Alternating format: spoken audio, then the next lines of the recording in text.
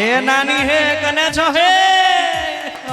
और इधर से जितने भी हमारे बउआ के आशीर्वाद देने वाले हैं सभी आदमी ताली के साथ और ताली बजा के पूरा पूरा हाथ ऊपर कर लीजिएगा कि तैया नहीं नानी हारा जइया मोरा लगे मेरिया तैया नहीं नानी हारा जइया मोरा लगे मेरिया नाना के उतार लिए नानी के आवल कहानी मोरा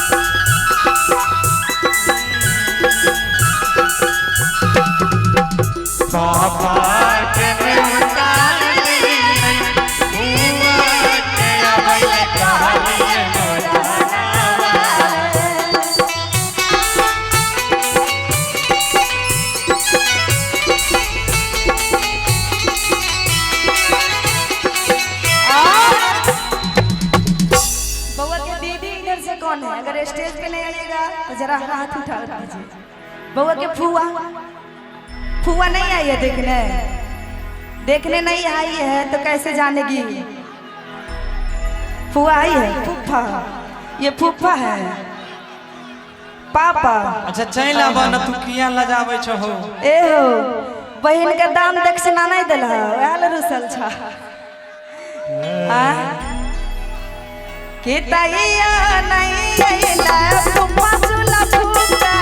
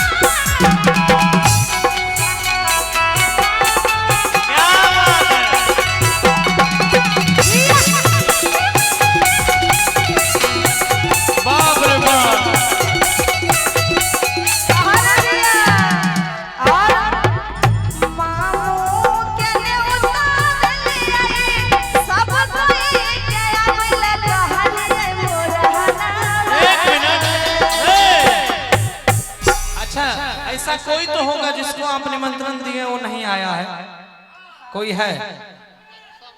सब आ गया अच्छा है। कौन नहीं आया है? जे नहीं अइले किसी को याद ओकरा नहीं। ओकरा गरिया में मजा आते। हाँ के नहीं अइले है देखल हो बेचारा दसगर्दा भाग ले लेकिन मंच पर नहीं थे। ये नेता है ना, अगर नहीं आए होंगे ना तो उनका नाम नहीं ना बोलेंगे, वोट घट जाएगा। नहीं ऐसा बात नहीं है भैया, दिलदार है और दिलदार ही नहीं है उससे भी बढ़ के है कहीं। दिलदार तो हर कोई होता है, ये मनदार है, ये मन से हमारे साथ है। अच्छा नहीं लेते है भाई भाई देख लो। अच्छा एगो बात बतवा, स्टेज पे आवे में ते लजावे छो लेकिन बउआ के दुनिया में लावे में नहीं लजाए। एक मिनट सुनिए, अगर कोई नहीं आया है आप अपना साली का नाम बता दीजिए एक बार। इनके साली के लिए एक बार ताली हो जाए। ताली। साली का तो हमको नाम है पता नहीं। देख लीजिए साली को कितना बचा रहे हैं। ये सही अर्चना कुमारी। हाँ आप ना अर्चना कुमारी। एक को साली है। अच्छा बहन का नाम नहीं ना बताया है, बहन का नाम नहीं ना बताया है। हाँ साली का नाम है ये मौसा के ने उतार ले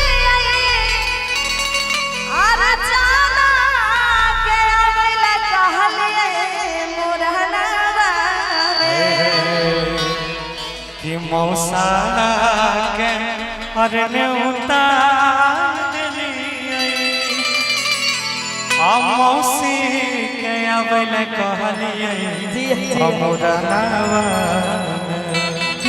दैया नहीं दैया फिरिया क्या बात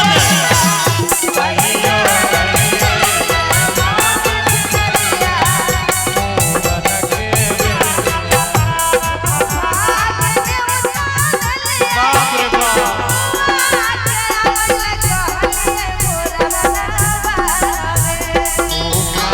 कने उतार लिये हुआ के आवेल कहलिए हमरा नावा। क्या बात है एगो ठुमका आ जा।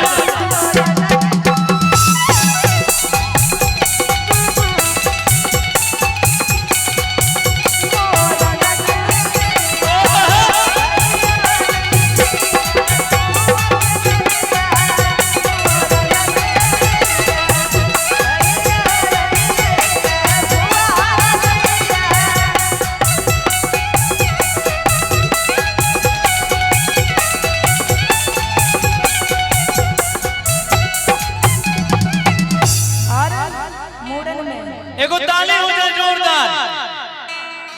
क्या बात है।